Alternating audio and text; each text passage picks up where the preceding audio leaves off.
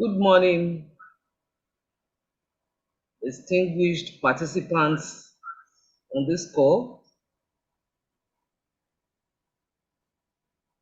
It's a pleasure having you this morning. I acknowledge the presence of a retired permanent secretary who is already on this call, Mrs. Belinda Aderunke Odeneye. You are welcome, ma'am. I recognize everyone already on this call. Um, this morning, we are going to be looking at obesity and the associated complications. Before we go on, let me just. I'm really sorry for that break. I'm having a bit of challenge here with my network, despite the fact that I'm using 3 networks. So I'm really sorry about that break. So I was saying, our topic today is obesity and the associated complications. Some of us are already familiar with obesity. It's about having excess body fat that can lead to changes in our body functions. These changes can be progressive and can worsen over time and can also result in some complications in our health. This morning, we have Dr.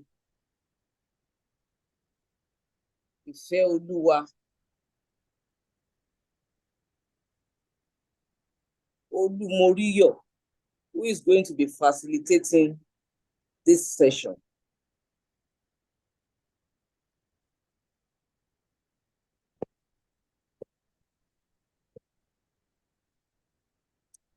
Dr. Elizabeth Ifeoluwa Olumoriyo is an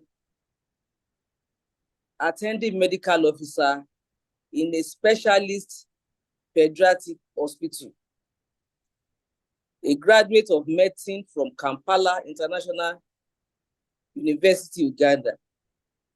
She is passionate about mental health and also a public health enthusiast. She is happily married to Pastor Oyetunde Olumoriyo. They are blessed with 2 beautiful daughters, Temiloluwa and Tiara Oluwa. So on that note, let me just take that opportunity to invite our facilitator for today to take the floor and then go ahead with our presentation. Dr. Maria, please go ahead. Good morning, Ma. Good morning to everyone. I'm honored to be part of this. Thank you, Ma, Mrs. Durodola, and Dr. Sukome for today. Thank you so much. I really appreciate this opportunity. I'm greeting all our elders on the forum. Thank you for joining in. Okay, so I'll just share my screen so that I can start the presentation. Okay. I hope we can all see it. I can see it. Okay. Your screen is already showing. All right. So I've been asked to speak on obesity and the associated complications. Like she rightly said earlier, obesity is not something we're not familiar with, and it's actually a rising concern worldwide now, both for adults and children. So this is my outline. I'll speak from the definition, epidemiology, the risk factors, how we diagnose generally, then talk about the complications, management, prevention, and then general summary. And then I'll take any questions you might have afterwards. So we define obesity as a disorder of the body involving excessive body fat, and then overall leading to increase in the risk of health problems. And so basically we are saying, do we need fat in the body? Yes. But then what happens with obesity is that we have too much body fat that our body does not need for the normal functioning. And then this eventually leads to increase in health problems. Now, when we eat food every day, our food is converted to what we call calories. So a calorie is the unit of energy. So every food you eat is converted to a unit of energy, which is calories. So a food can have 500 calories. Most, if you look at the packs of most meals out there of food, they'll tell you, especially the package, they'll tell you how many calories it contains and all of that. So what happens is when you take in more calories than you are burning out or that you are expending, what the body does is it now stores the extra calorie that your body does not need, in the functioning of our daily activities. So your body stores it as fat.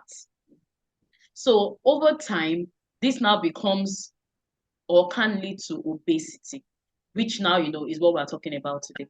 So I hope that is quite clear. So how do we generally estimate obesity? The estimating, if somebody is obese or what we generally will call fat, we use what we call the body mass index, the BMI. Although the BMI has been largely criticized because it doesn't take account to people that have maybe a lot of muscle, and not necessarily fat. So someone can have a BMI that is high and would suggest that the person is probably obese, but then it's not necessarily fat, it is muscle. But well, for now, we use the BMI to just give an estimation. Okay, so I have a table here that we can all see. So how do we calculate the BMI? Anybody can calculate their BMI. It's simple maths. All you need to do is know your body weight and your height. So you get your body weight in kilograms and then your height in meters. So for example, let's say your body weight is 70 and your height, let's say in centimeters, let's say 160. So you convert the height to meters and then you square the height. So once you square the height, you divide your body weight in kilograms over the height, and then you get 2 digits usually. So you now place it beside the table and it tells you if you're underweight, if you are normal weight, or if you're overweight or obese. So these are the general measurements that we use. So if someone calculates that and you have a BMI of, let's say, 20, you would fall into the normal weight spectrum, okay? And then overweight. So overweight is like the bridge or the gap between someone who is normal weight and obese. And of course, we have different classes of obesity. We have those that are just class 1. And then we have the extreme obesity, or say the morbid obesity, almost greater than 40. And of course, as you go up, I have another picture here to show us. So you see, this is a healthy person, well, in the range of probably a normal BMI. And then as the weight increases, because the height is not likely going to increase anyway, okay? So as the weight increases, you now have what we call, you can see it in red, the danger zone, where you're having obesity, extreme obesity. And this definitely comes with complications, comes with issues in the body. So I hope that's clear enough. So I wanted to just mention that the concern about obesity is that, a lot of times we say we may not have, we don't have a say to maybe the sicknesses or diseases we come down with. But obesity is preventable. And that is what the WHO is really trying to push, that obesity is preventable. So it should not be a cause of death or an underlying cause of morbidity. By morbidity, I mean sickness, illness, because it is preventable. Okay. In 2017, a study was carried out, and about 600 million adults were obese. And of course, it's funny that even children now, you have a lot of children who are obese. And apart from that, it's now caused, it's causing a lot of deaths now, because when obesity doesn't come alone. It comes with complication. It comes with, distortion of the normal body functioning, which eventually leads to series of illnesses and diseases. Now, what are the risk factors, or will I say causes of obesity? When someone gets obese, what do we think, what causes it? And remember I said it's preventable. So a lot of what causes it are things that we can actually prevent or avoid. And a lot of it, 80% of the causes of obesity are linked to lifestyle, our lifestyle, from what we eat, to the way we live our lives, to habits like smoking, alcohol, or poor sleep. And then a little of it, genetics also plays an important role. However, genetics is very mild. So your excuse for being obese is about, let's say, 5% of the cause of the real problem. So, and then medications. Some medications have been found to also cause obesity. So I talked about calories the other time, and I said calories is a unit of energy.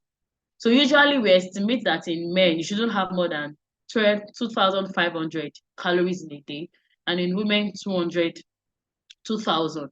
Now, let me give you a picture of what they call it. So imagine you take a big hamburger, with large fries and a big Coke. That alone can be 1,500 calories. So imagine, because it contains a lot of sugar. So, and that can just be somebody's breakfast, or let's say brunch. You had a long day at work and then you just step out to get that. And that's not going to be your only meal.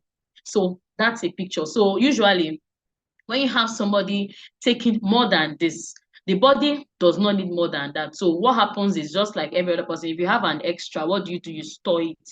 So your body stores it, but then it will now store it as fat. And if you are not burning up, in equivalent to what you are taking in, then you have extra, which your body will store as fat. So I already talked about calories, and also, of course, diets. A lot of times we can't control what is used to cook the meals we take out. So processed fast foods, snacks, junks. And most times when you eat out a lot, go to a lot of restaurants, a lot of times you can't control the calorie content of whatever food they are, and of course sugary drinks. Now I want to talk about sedentary lifestyle. I'm aware a good number of people here are I think retired, or maybe not doing so much physical activity. So the trick is, when we are out of active service, you don't have to go to work 8 a.m. again and come back 4, 5 again. The trick is, we retire, or maybe you're not doing serious work anymore that requires you going out every day, no Lagos traffic, and all of the hustle and bustle. And so we retire to just waking up at, say, 10 o'clock, which is not necessarily bad, but now you have to be more intentional about what you're doing, because if you're sedentary, you're just not doing so much activities in a place, not burning up so much fat and energy, and you are eating. I don't know if you've noticed that a lot of times when you're home, you eat a lot. You always want to snack on something, and before you know it, you're adding weight. So, and again, sedentary lifestyle may not just apply to retirees alone. Even nowadays, we have a lot of work from home. The people do hybrid, sometimes maybe work at home 3 times in a week. Then maybe 2 times they go out. So there's a lot of that now, a lot of opportunity to work from home. And so because of that, a lot of people are at much risk of being obese because they are not really burning out. By the time you have to take a walk, take a bus, or drive, or have to go from one office to the other, you're burning some weight, or we have to walk from one ministry to another, or you're going up and down, there's some level of fat that is being burnt, especially because our lifestyle in Africa generally, I think we are beginning to get better at that, but generally, it's not really our style to wake up and go for a morning run.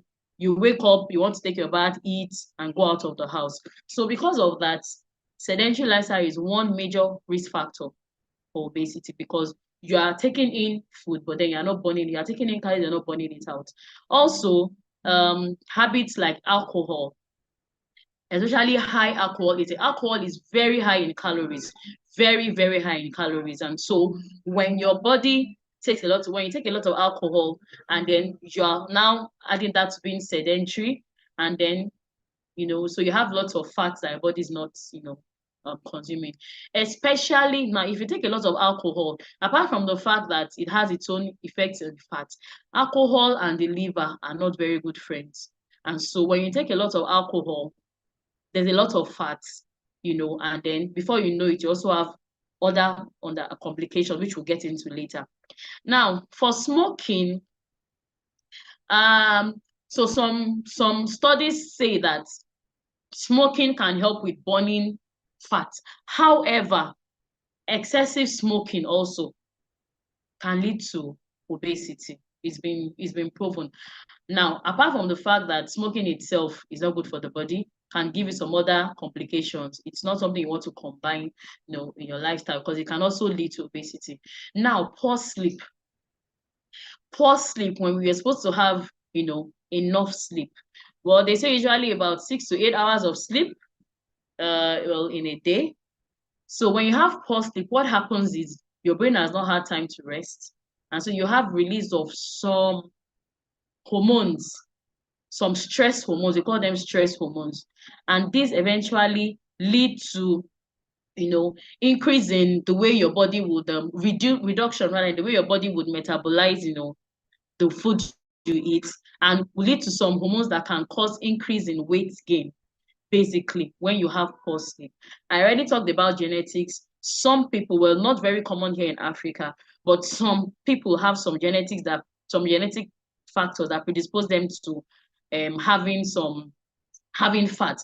Especially, there are some childhood syndrome, which I won't go into now, which comes with adding weight or gaining weight. But I also want to say that genetics is not an absolute reason for obesity. All you need to do is, especially if you know you have some bit of genetics in that area or genetic predisposition in that area, you have to now be more intentional to avoid being obese. And as I mentioned earlier, some medications, steroids, some medication we take for diabetes, and some antidepressants or medications for some psychiatric patients can also cause obesity. Yes. So I have a small picture here. This already talks about what we talked about. Sodas, sweetened drinks, some medication like I talked about earlier, overeating, of course, our calories, and then you're now inactive. So you're eating, but you're not burning it, and then you don't sleep properly. All of this increases stress. I already talked about genetics, talked about smoking. Gut hormones. So some studies, have shown that there are some hormones in of course, the gut refers to our intestines. So there are some hormones in the intestines, or some microorganisms that actually help with how the body metabolizes the intake of our meals, and then breaks it down. Sometimes when that is tampered with, or overuse of antibiotics, also there's a distortion in the level of all these things, and then it can eventually lead to obesity. However, if you look at this picture, a large chunk of it are things we can avoid. You can have enough sleep, you can be active, you can eat well, you can avoid sugary drinks. Yes. So how do we make a diagnosis of obesity? Usually, we start with the history. So you ask the person, okay, what's your daily life like? Why have you come? Now, a lot of times when patients come with symptoms of complications of with obesity. They come with the complications. Very few people worry when they're adding weight, except they are just, that concern. A lot of people, well, I'm adding weight, but they come with the complications. So when you see somebody they can come with as simple as, I'm having, my chest is paining me, and when I eat, it's like the food is coming back up, it's giving me serious discomfort. I have ulcer, they come with those symptoms. Some might come in knee pains, my knees are paining me, it's so much pain to walk around, and all of that. Or they come with symptoms of diabetes, they come with urinating a lot. So when they come, what they usually present with are those complications, diabetes, ulcers, or what we call reflux, or bone pains and all of that. So when they come with it, it is in the history, we now find out that, okay, there is something underlying causing this. And then when we examine, I talked about the BMI, part of the physical examination, the person can have a lot of tummy fat, or you notice that the person's weight is high. By the time you cross-check it with the height, you see that the person is actually obese. Now, usually, investigations for obesity is widespread, so it depends on what you're looking at. One thing we commonly do is the FLP, the fasting lipid profile. This is a test that checks for the level of lipids or cholesterol in the blood. It's a fasting test, usually done before you eat, just like where we check our sugar, fasting blood sugar. And so I should say that you can have somebody, I'll get into that later, who is not looking fat.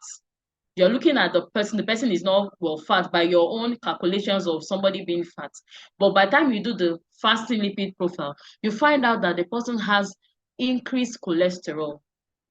So cholesterol, okay. I hope you can hear me. Okay. So cholesterol can be in terms of the fat mass, which is what we see easily, the bulk, the fat, the picture of the person being fat or being slim. It can also be as a result of fat cells. And this is even the most destructive, because it's not just about the weight now on the body or on your bones. It's about the cells, which is the one that really causes a lot of issues. So you can have somebody who doesn't really necessarily look fat, but the person has high cholesterol. I've had a lot of patients tell me, how can you say I have high cholesterol, but look at me, I'm not fat. But then there's a lot of fat in the blood vessels, which is going everywhere, causing a lot of damage. So like I said, we do the FLP, we check the fasting lipid profile or cholesterol tests, and we have different kinds of cholesterol in the body. We have what in simple terms are called the good cholesterol, which is the HDL. We have the bad cholesterol, which is the LDL and the triglyceride. So when we look at this, most times you find out that the person's total cholesterol may be high, and then the LDLs, the triglycerides may also be high. So basically, the person has a lot of cholesterol in the blood, which is not good. I already talked about sugar. So now, depending on whatever the patient comes with, we can do a scan, we can do X-ray, we can check the kidney function, the liver function, even check the heart. Yes.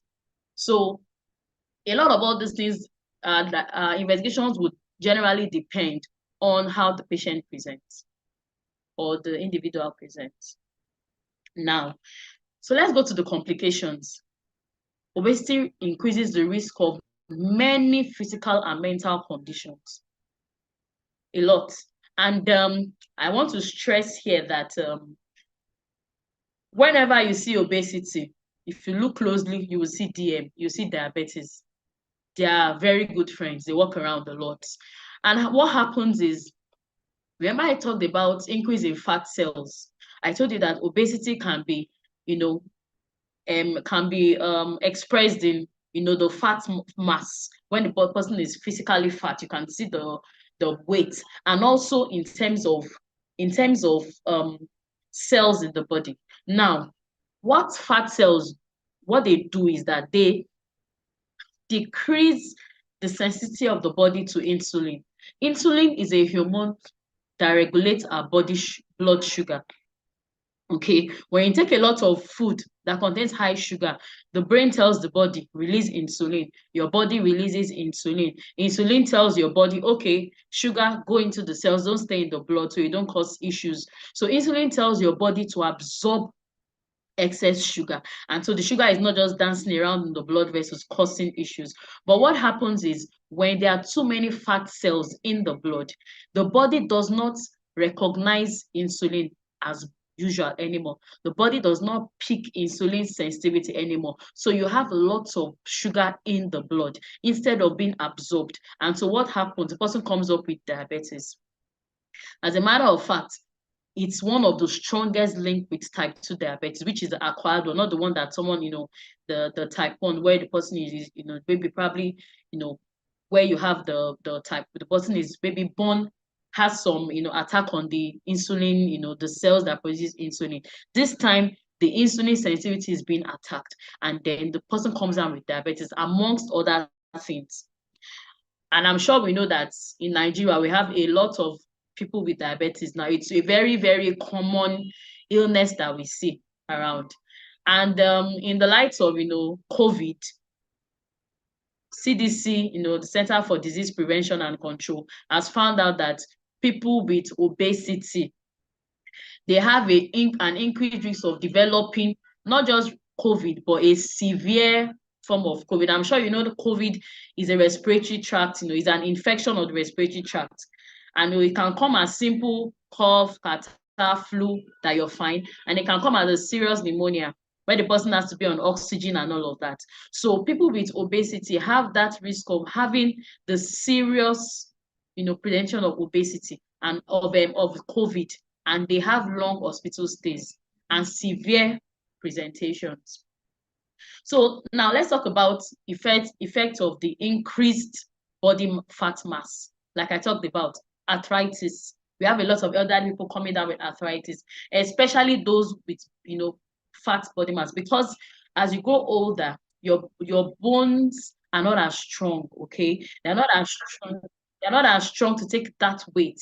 And so when you have lots of fat in the body, there's pressure on the bones. The bones are weak. They come down with osteoarthritis. Oh, I have bone pains here and there. I mean, that's apart from those that have it for other maybe immune mediated reasons. But osteoarthritis, obesity are also strongly linked. I know. Then I'll talk about sleep apnea. So sleep apnea is what happens is I can put it as when someone is sleeping. This just means when you're sleeping and they are finding it difficult to breathe. If you've had episodes whereby you're sleeping and then you wake up looking for air, you run out of breath. So what happens is same because of the fat mass. So you have structures along, your throat here that goes all the way into your chest, and all of that. So when there is a lot of body fat mass, fat is also deposited along the neck, okay, along the neck and there. So when the person is sleeping, there's a compression. So we have some tubes there, the throat, the pharynx, the larynx, all of helping going all the way into your lungs and all. So there's a compression because of the fat. And so you see them waking up, and some of them will even start by snoring because of that, thinning, so to say. So they snore, and then some even wake up looking for air. So at that point, they are not getting enough oxygen into the body. So that's what we mean by obstructive sleep apnea. And some of them, you now find them dozing in the middle of the day because they didn't sleep well. If you check their oxygen level will be low, and in more serious cases, you have to now put them on oxygen. So that is it. And of course, reduce self-esteem, psychological. You're worried, you're obese, maybe your clothes don't fit. For the younger ones, they may not even be able to, stay where people are, oh, she's fat and all of that, body shaming and all. And so because of that, unfortunately, it's like a vicious cycle. So they feel bad that they are fat, and then they comfort themselves by eating, staying indoors, not going around, and it gets worse. Okay, so let's talk about symptoms in terms of fat cells in the body. I talked about this earlier. Fat is not supposed to be in the blood. Fat cells are not supposed to be in the blood. When they are there, they disturb the normal functioning of the body. So I talked about diabetes already, reduces insulin sensitivity. I talked about hypertension, same thing. Though there's a lot of pressure in the blood vessels, and blood vessels are everywhere.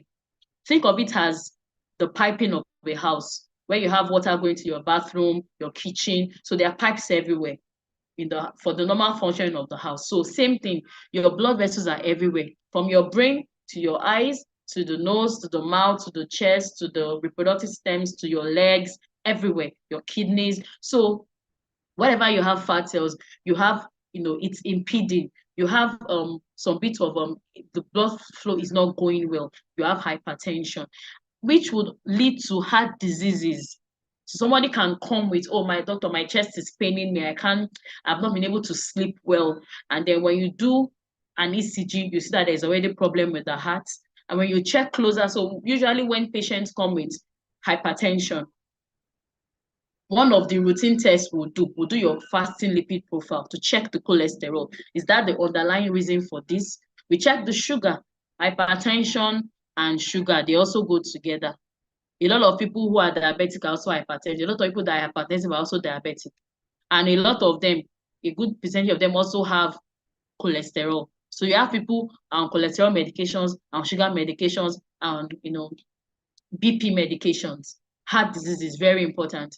And of course, I talked about the liver already. We have something called the non-alcoholic fatty liver disease. What happens? There's so much fat in your body, and so your liver also begins to store fat.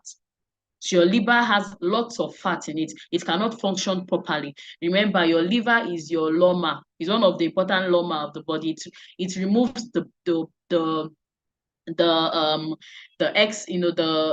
dangerous things in the body, the waste products in the body. Your liver and your kidneys, they are the body's loma, waste management. So your liver is not working well, the kidney is not working well because of fat deposition.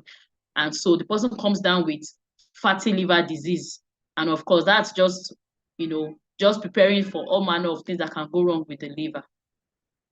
You can have clots, clots, also fat clots, fat clots that can, go to the heart, stop the heart, go to the brain, cause a stroke. So we don't want fats where they are not supposed to be. And also dementia. Like I explained earlier, fat cells go everywhere in the blood.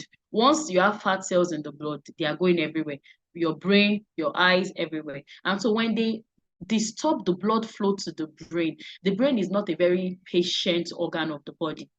Your heart can still give you time, your kidneys can still be a bit patient, your liver. The brain is not very patient. It cannot do without oxygen. And you should know that brain cells, once they die, they die. They cannot regenerate. They cannot heal back. So when there is already a damage to a part of the brain because of fat cells, what you have is death of that part of the brain. So if you see them coming down with dementia, they can't remember where they put something, or they even forget to take care of their body, and then you have to start doing some serious care for people that come down with this. All of these are one of the common complications we see with obesity, especially in terms of fat cells in the body. Other complications, there are a lot. I already talked about reflux because of the extra weight. So you have extra weight. Now this is more of the mass now. Because of the extra weight on the body, there's a pressure on your stomach. And so once you eat like this, the food will be coming back, and then you cannot sleep well. It's peppery, peppery sensation on the chest, and then you can't sleep well. The chain even goes to your back and all. Migraine, same thing. I already talked about the issues of the fat cells in the blood, impeding blood flow and all of that. Gallstones also strongly linked with obesity, especially in women. Gallstones, they come with serious tummy pains, and then by the time you check, the gallbladder is blocked with fat stones made of fat, and also recurrent skin conditions. When you have, fat on the skin, it disturbs everything. And so there's also what we call the body folds. So because of the body folds, there's space, overlapping spaces on the skin, which would trap water or trap moisture. So you come with a lot of skin infections, especially fungal infection. They love when anywhere water is. So all of this also are things you come. And then gout. If somebody you come with a very serious pain on your, especially on your big toe, they like to target the toes of the feet. Also, they can also be found on the hand. By the time you check, apart from the fact that you have uric acid, the person also has some bit of, there's a relationship with fat and gout too. So you have serious, hot, painful swelling on the big toe, on your fingers, wherever. So this is also linked with. And I should also mention cancers. Endometrial cancer, for example, has been strongly linked with obese women. There's a lot of fat, cancers, breast cancers, bowel cancer. This HCC is the hepatocellular cancer of the liver. So the person starts with fatty liver, it progresses, and before you know it, there's a cancer. This, not to take our time, this is just a picture of what I've already talked about. I said obesity would affect everywhere. Remember, look at this, you can see the brain, psychological effects, obstructive sleep apnea we talked about. You can see reproductive system. A lot of people that have issues with giving birth and all, they have PCOS, infertility, which is also linked to obesity. So that's why the first line will be, one, try to lose weight. And sometimes a lot of things will already automatically correct themselves. We already talked about of the heart. I already talked about reflux, fatty liver disease, and all of that. Type 2 diabetes, we talked about this. And of course, osteoarthritis, gout, back pain, sleep disc, all of this. So, yes, I'm already talking about cancers and all of that. I remember COVID, increased susceptibility to COVID. This is also the same as what I've shown earlier already. So this is another picture, just pictures you can see, the issues, and all of that. So that's about the complications. So how do we manage? We've talked a lot about what obesity can cause, how it comes, how do we manage? The mainstay of treatment for obesity is weight loss. Weight loss. And like I said earlier, 80% of this thing is lifestyle. Lifestyle, what you eat, how you live your life, how you move around, and all of that. A small part of management is medical, but for a lot of times, especially in our setting in Nigeria and Africa, nobody's going to, rush to give you surgery for obesity and all.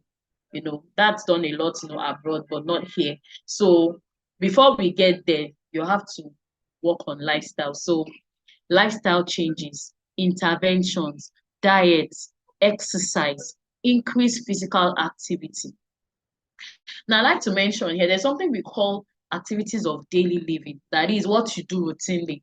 You wake up in the morning, maybe you clean, you take your bath, you make your food. So we usually advise elderly people to try to be intentional about their activities of daily living. Also comes down when I talk about prevention. There's this tendency for us when we've worked all our lives and we're now retired to want to relax. As much as it's good to relax, we should also be very intentional about involving ourselves in activities of daily living. It's not only good for the body, it's also good for the brain. Before you know it, you would forget how to do basic things you knew how to do because you've not done it over and over again. So you are teaching your brain not to forget.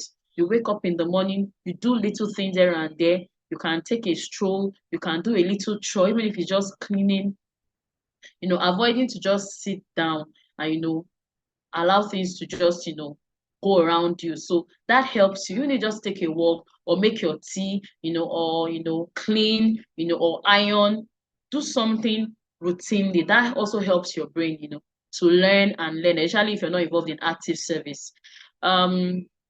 Medical interventions, there are some medications we can give, but there are indications for that and depends on, when your doctor sees you and all. But even the medical interventions are not as effective as the lifestyle. Okay. And then in some extreme cases, we do what we call some surgeries, bariatric surgeries, including a gastric bypass. So, well, this involves, so what they are trying to do here is they're trying to make your stomach smaller. So the idea is if you are full, you will eat less. So they try to divide your stomach into a smaller stomach and a bigger stomach, and they kind of, you know, put a like a division. So when you eat a little, you feel full, and then they connect it to your stomach to the intestines and all of that. And of course, I want to also talk about psychological here. Everybody trying to lose weight or deal with obesity, they need support. You need support from the family, counsel. Sometimes it's not easy. The cravings might be there. Just to try to. So you have to surround yourself with people who would encourage you and support you. Now, prevention, prevention, prevention. Remember, I started by saying that obesity is a preventable leading cause of death and illness worldwide. So, an obesity prevention requires a complex approach. I say complex because it's not just about you now as an individual, even the society, the family, the community. Okay. However, at an individual level, we focus on the modifiable risk factors.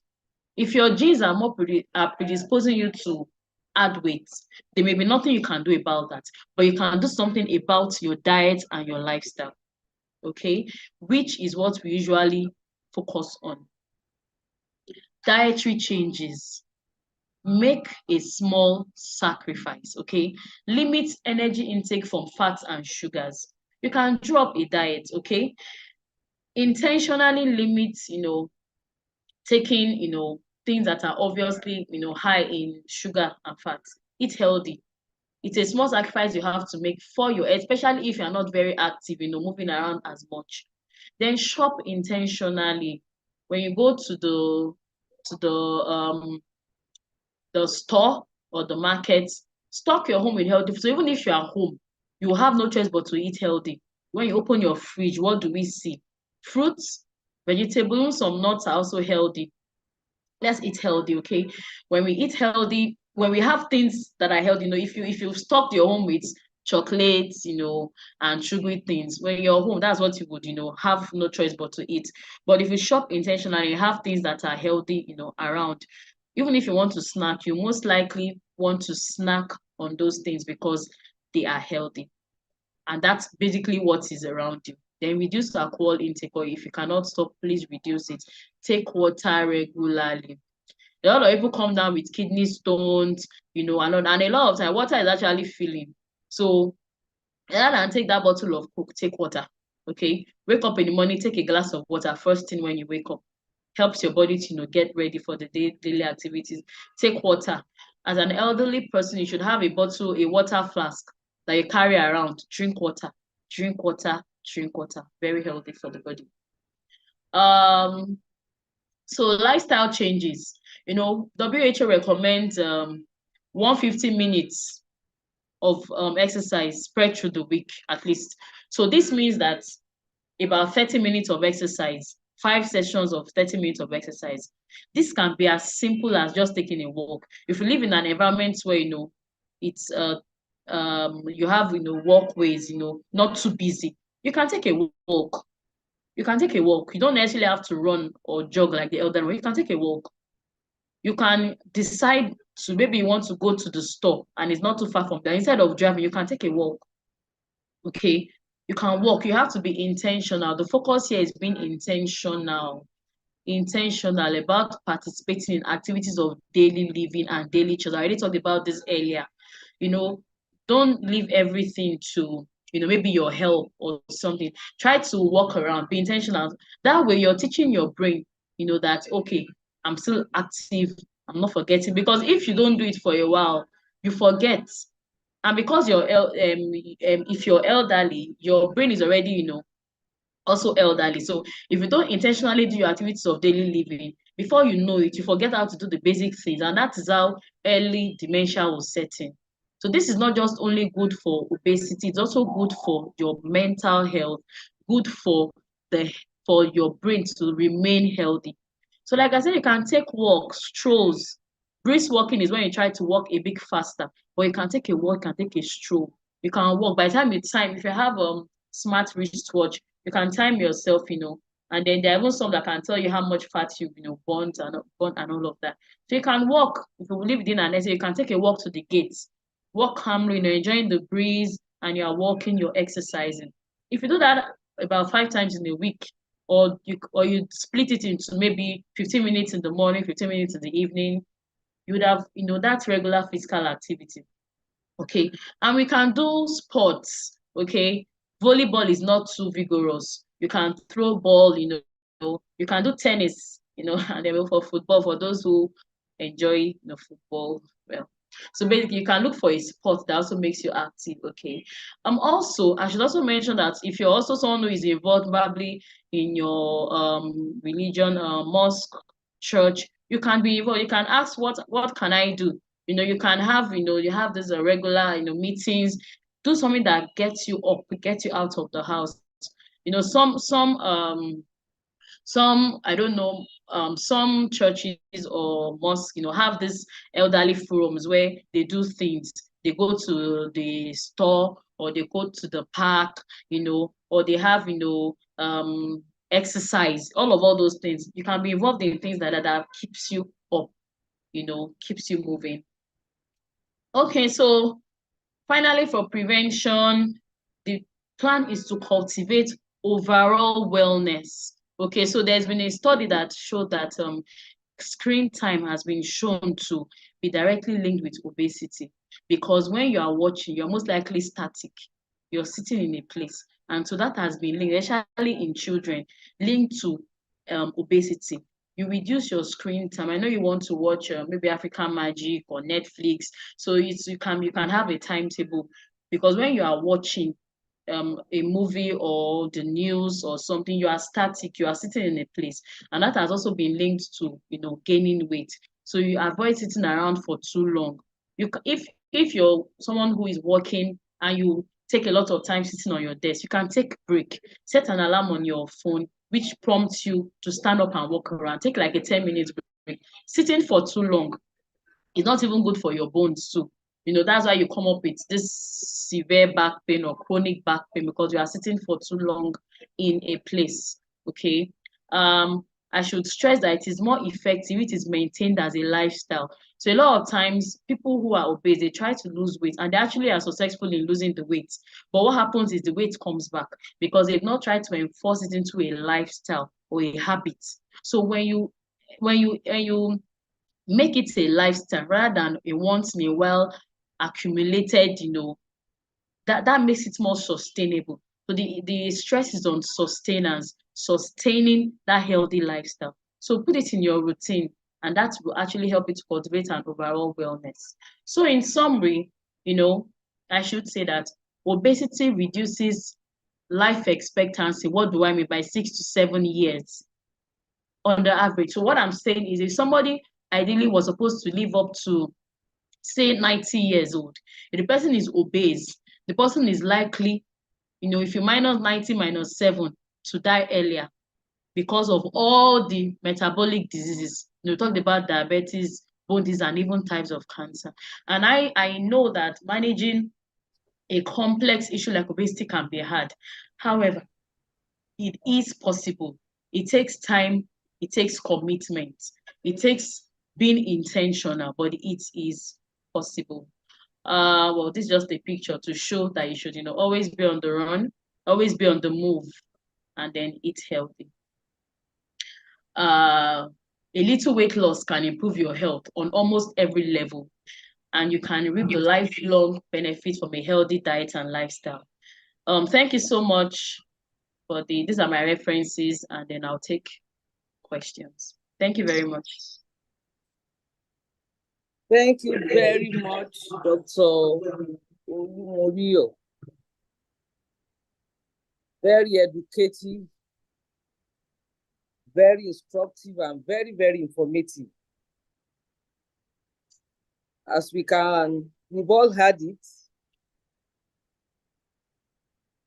obesity, as we all believe, Most times we think it's genetic. But she has informed us this morning that it's majorly about lifestyle. When we look at the genetic risk, it's just about 5%. So we should endeavor to ensure that we keep a lifestyle that we ensure that we are not obese. We have been smoking before, we've been taking alcohol, we have not been sleeping well. We need to take care. And then most especially our diet, very, very important. She has advised us that we should be intentional about stocking our houses with healthy food. If you stock up with healthy food, you won't have to snack on things like chocolate. If you put chocolate in your house, if you want to snack, that's what you will snack on. So please, let's be intentional about our health, especially now that we are aware about the complications. I don't even know that obesity can affect the brain. I don't know that somebody can come down with cancer because of obesity. So please, let's be intentional about our lifestyle. I know a lot of us have questions to ask. Please, it's time for question and answer. Let's feel free. You can type and then we can signify and then speak. Before we go ahead, I think the former head of service, the 20th head of service, was on this call with us. I'm not sure she's still there. If she's still there, I recognize you, ma. You are welcome to webinar for retirees. God bless you. So please, let's ask our questions. Doctor, you can also look at the chat in case you see anything there. Okay, ma'am. Okay. There's no question on this chat. Somebody said, nice presentation. I really gain a lot. Very interesting. I will always watch my diet. It's just commitment. So please, questions. We are free now to ask our questions. Okay, there's somebody who is signifying, but there's no name on your gadget. It's Samsung SM. Please, you can unmute. Samsung SM. You can unmute and hello. Hello, good morning. Hello, good morning. Good morning, ma. This is Sholani here. Oh, okay, Mrs. Sholani. Good morning, ma. Thank you very much. Nice in to fact, hear this your has voice. been, yeah, thank you very much. And I want to thank you too for reminding me. This has been very, very interesting, I must say. Very, very interesting. An eye-opener and very instructive. I want to thank the doctor for using one particular word, intentional. It's like I've never heard the word before. And I just want to say thank you for waking us up again. A lot of us has gone asleep, in fact, slumbering. So I want to say thank you. I've gained a lot truly, and it has to do with diet too. When I tell people that it runs in the family, because in my own family, my father's family, the ladies come with big bum bum, pardon my word. We are that big at that area. And I always wonder what to do with it. But the doctor has just told us now that we should not hide under the genetic factor and that we should be intentional and work on it. I also want to say that most time when we go to the hospital, it's probably because the nurses are so overwhelmed, I don't know. They hardly check our weights. I was at the hospital recently just to do the normal checkup. I was expecting them to check my weight, but they didn't. You know, when they check our weight with the BMI thing, they'll be able to advise us accordingly. But nevertheless, I want to thank the doctor for our patient. It has been very, very interesting. I'm very happy that I have attended this program. Thank you very much. Thank you very much for your contribution, Ma. All right. Let's have Mrs. Odeneye. Please, ma, you can unmute and ask your question, ma, or you'll make your comment. Okay, thank you. I've been trying to unmute. Thank you very much, Doctor, for a very wonderful paper. I really appreciate and I've gained a lot. One would just think that, oh, you're not fat, so you don't need to listen to obesity. But hearing that fat deposits can move around. I have someone who is very slim and yet has dementia. So I can at least understand a few of the things that were said. But I want to add that as an environmentalist, I want to encourage us to also be intentional about having eco garden in the house. That means you plant what you eat. What I have seen, having retired, what I do with my hands is to plant in containers, to use plastics, broken things, and to reuse, reduce, recycle, especially the food waste. I make them into manure under soil and use it to plant. I've seen that when we go and buy things from outside, in fact, I was sieving one sand. I saw battery, and you know in battery we have cadmium. So these are heavy metals that cause cancer. They are inside the sand because those people just pick plastics from the road, you know, and then just put whatever they are growing into it. So doing the eco gardening at home has exposed me to seeing that if you want to really eat organic, you have to be intentional. And like Mrs. Sholari said, intentional is the word that we use in environmental protection. You cannot wish things away. You have to do something about waste. You cannot say, not in my backyard, and just wish it away. If you take sweet, you must decide where you want to throw the wrapper. So I love that word, and it's a very important word that all of us will take from here. While I'm encouraging us, especially women, to have our own eco garden behind the house, start eating from our garden. So what has happened to me is that, especially when there was no money, I just go take my amunu tutu, my yanokbaja, my ugu from the back of the So I'm always having greens and things around to eat. So I'm encouraged to just go and pluck it. So if we have it, and we can have it in containers as well. We don't really need to have a lot of space. We can have it on the wall. We can have it in broken buckets. We can have it in bags. So that's just my addition to the issue of obesity. It's really an eye-opener, very instructive. Thank you, and God bless you. Thank you. So thank you very much, Mrs. Odeneye. You know, we've heard it all from her. You know, one of the reasons why we can have obesity is if we keep eating processed food. And I think she has just given us an answer to that, that we can have a garden in our house so that we can pick organic food from there. It's very important. Mrs. Odeneye was Permanent Secretary, Ministry of Environment. Thank you for your contribution, ma. She's always pushing that agenda of the environment.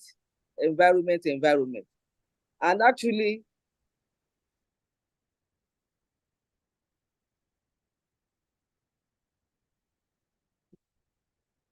what we are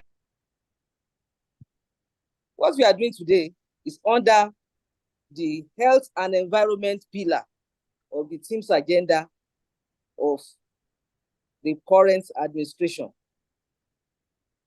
So I think, yes, I saw a question on the chat. It says, is there any issue in taking sweet fruits like apple, grape, English pear, and pawpaw? Can there be any hazard? Okay, thank you, Ma. So when it comes to fruits, just like any other thing that would eat, there's nothing that doesn't have calorie, like I said earlier. Even fruits, they have their sugar content, they have their calorie content. But when it comes to, I wouldn't say don't take fruit or take this fruit, don't take that fruit. It's a bit different when we are dealing with diabetic patients, where some of them will tell you, I noticed that when I take this, my sugar spikes. So for that person, it might be particular. So we tell them to take things like cucumber, some can take watermelon. then salad, greens and all of that. But if you take fruits, I don't think it is bad to take fruits. But again, I would say that the issue is balance. So most of this is apple, grapes. There are some very sweet ones, apples, grapes, pineapple have high sugar content. So some people who are diabetic will advise, okay, don't take that. Not because it is very bad, but then because you're already having an issue with sugar control. So go more for cucumber and all. But I wouldn't say don't eat it at all. I really don't advocate don't eat this, don't eat that. I just advocate balance, especially except if for you, you've noticed that when I take this, it spikes up my sugar. So a lot of time will tell you when I take this, I notice that my sugar spikes up. So if that's not the issue, eating fruits is generally healthy, just as well as eating vegetables, taking a lot of water, so you can take too many fruits that, can also still spike up your sugar, especially the sweet ones. So I think it's more about balance, not necessarily in terms of hazard or not. So I think that's what I'll say about that. Yeah, thank you. Okay, thank you very much, Doctor. Well, I think we've taken all the questions. All right. So let me just invite someone to, okay. Somebody just type the question now. The question is it good to take soft drink after eating? I think I already answered that. Why do you want to take soft drinks all the time? So actually, I understand some people have this issue with taking water. They don't like water. So when they eat, they have Coke, they have Pepsi. I think it's not too good of a habit because the food you're taking already has calories. Okay. So if you're someone who can't take food with water, it's like there's something wrong if you use water. You have to use a juice or malt. I think it's something you can try gradually, reduce it, okay? You can reduce it. You can take water, okay? I'm not saying don't take malt or all those things. You can. But now, you have to be, like we said, intentional. So you can't take soft drinks all the time when you are taking your meals, okay? You can take water. You can start, if you're someone that has been used to it. I know someone who always takes Pepsi. She always takes Pepsi, even if she can take more than one in a day. So a lot of those things are also addictive. They have caffeine, and then you just have to take it. So you can be intentional. You can start by reducing it to maybe just one meal. Then two, instead of taking that, take water, or gradually you can drop. So it is not good to always take soft drinks with your meal. There's also another question that is it true that eggs are bad for the heart? That's not true. Eggs are very, very healthy. Eggs have cholesterol, yes, but they have the good cholesterol, not the bad cholesterol, So you can eat egg. I have not found any reasons not to take eggs yet. So you can eat eggs. So like I said, but when you are making the eggs, how do you make it? Sometimes the oil we use, okay, we have good oils in the market that they will tell you it doesn't have bad cholesterol. It is I don't remember the brands now, but they are there. You see it written on it. So I think it's more of how you prepare whatever you're eating. Even this food we're talking about, how do you make it? You reduce frying. You can grill, you can boil. You want to reduce frying generally. Reduce the oil content. Some of us, when we are frying, if the oil is not standing on top of the stew, all of those things have to be reduced as we go older to reduce the general oil content. Yes. That's what I'll say about that. Thank you very much. So let's take the last question from, okay. Okay, I think you changed our minds. Okay, I don't know if Mrs. Shola Arisi wants to say something. Her hands are still up. Please, you can unmute. Let's take the last comment from her. Okay, thank you, Mrs. Jodola. I actually typed that other question on issue of egg. Okay. Because I know, and the doctor has actually answered it, that when you have high cholesterol, they will say don't eat egg, don't eat bread.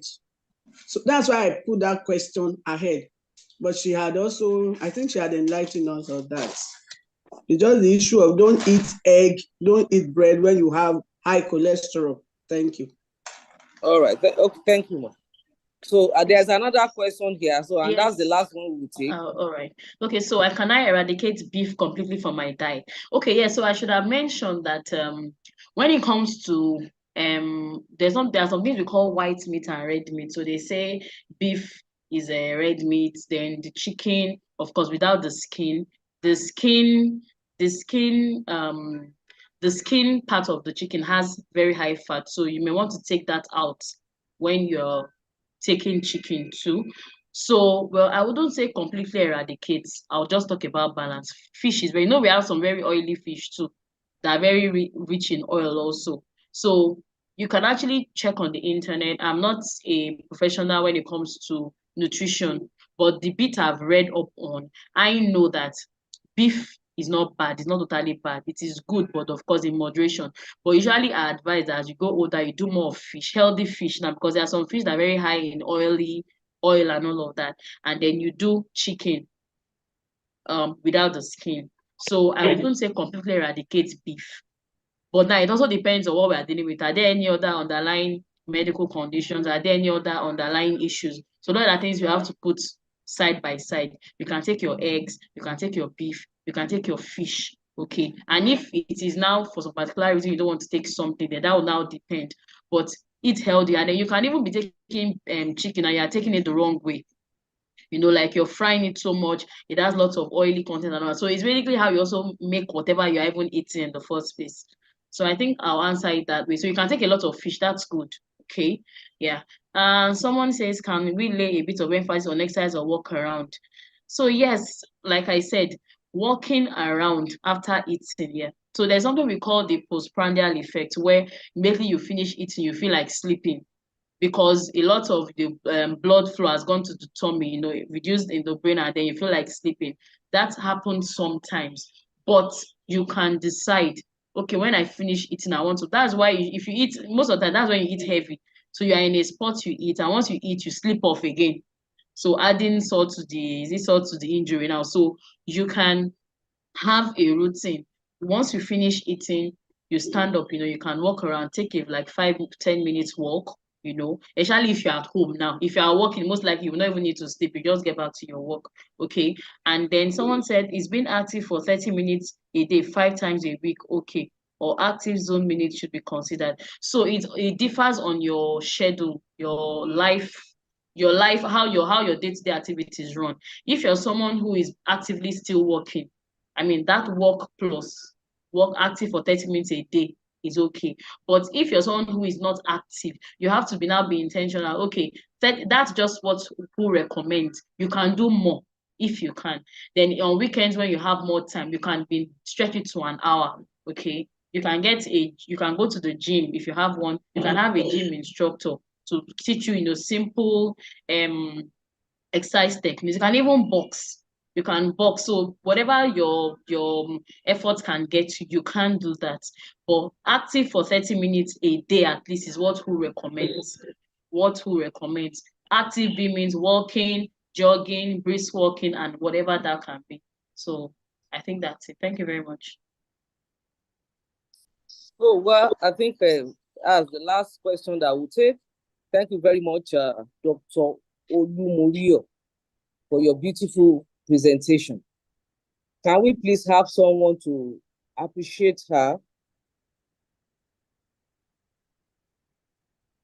Okay, I think I should just call Mrs. Sholari. Mrs. Sholari, please, can you appreciate Doctor on our behalf? Yeah, thank you very much, everyone. I really want to thank the doctor. She has done very well for us.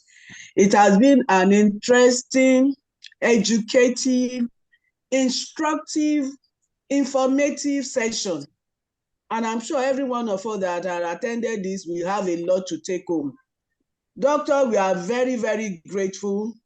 You have been very patient with us, particularly with our questions. You have answered us satisfactorily. And I'm sure for us all, we are not going to be the same again. When next we see ourselves, we have to give feedback, it shall be good news. Thank you very much. And I also want to use the opportunity to thank Mrs. Odene and my peers. Thank you, the great environmentalists. Every opportunity, she always puts something there. I hope Mrs. Dodola will invite her one day to also talk to us. I've invited her before, but I will still invite her again. God bless you, sister. Everyone, thank you. God bless you. Have a wonderful day. Thank you so much. I appreciate it. Thank you very much. Yes, thank you very much. Yes, I think I should also be very intentional. Just like our facilitator advised, and some of our participants have also emphasized, the program we are having today is demonstrating the commitment of our amiable governor, Mr. Babajide Olushola Sanwo-Olu, to achieve a greater Lagos through the team's agenda, particularly the health and environment pillar. We are doing this program under that pillar. And then under the pillar of inclusiveness, the team's, the plus that is now included in the team's agenda, that nobody should be left behind. I think Mr. Governor deserves a round of applause. I know that we are all muted, but we can use our emoji to show that we appreciate him for ensuring that this program is always approved. And we are also applauding his deputy as well for making sure that we keep bringing up this program all the time. And then I think we should also applaud our newly appointed head of service, Mr. Olabode Agoro. When he came, he didn't say, no, let us cancel this. We don't have money for it. We are still doing it. Please let us appreciate them all for this opportunity that has been given to us to always talk about our health and to always talk about some other things. On this segment, we normally talk of this program, rather, we talk of business, we talk of finance. You know, it shows that this government is not leaving anybody behind. Even at retirement, the government still wants us to live a purposeful life. The government wants us to live a good life, even in retirement. We appreciate Mr. Governor and his deputy. We appreciate the head of service. And we also appreciate the Permanent Secretary, Public Service Office, Mrs. Sukomi Oyebola, for this opportunity. And I want to say a very big thank you to all our retirees and non-serving officers that joined this call this morning. Thank you so much, and God bless you. On that note, I'm just going to change the setting to enable us to say hello to one another the way that we usually do. So I want us to unmute. Everybody, let's unmute and say hello to somebody that we have not seen in a while. So we are all unmuted. Hello, everybody. Let us exchange pleasantries now. Good morning. Good morning, Mrs. Dodola. Thank you very much. God bless you for sustaining this program. God bless you, sir. When I was in service, Good morning. Thank you very much. Thank you. When I was in salary, God bless you. Thank you, everyone. Well done. Nice to Very see much. you. Thank you for all that you have done for us. Thank you. Thank Thank you. you. Bless you, madam. Good morning, Mr. Daudu. Oh, you're Thank you, welcome. Mrs. Dodola. Mrs. Dodola, thank Mrs. Dodola, You're welcome. You're welcome. Mrs. Nice to Adekoye, hear God from bless you all. Daniel. Mrs. Jibwe, Mrs. Thank Adekoye, you. how are you? Mr. Mogaji. Good morning. I said my name is Mrs. Nogaji. I saw you For actually this speak great the other time I presentation, was we there. appreciate you. Thank you God so bless much. you, Amen. sir. Well done. We are grateful. We So when it's appreciate coming you back to for the school, service I will take it back. department. Thanks for all the initiatives. Thank you, God Mom. bless you, Mama. Madam Yes, we Jennifer, can be Amen. intentional you. To everyone, about our peace health and now. blessings Thank to you very much. everyone. God bless you. Thank you, Enjoy everyone. the rest of the day, God everyone. bless God you. bless you all. Thank Thank you. you. God Thank bless you. you. Well done. God bless you. All Amen. right. Thank So you. I'm ending the meeting now. Thank you all for joining. Thank God you. bless. Until Bye. Thank you. Bye. Thank you. Bye. You are very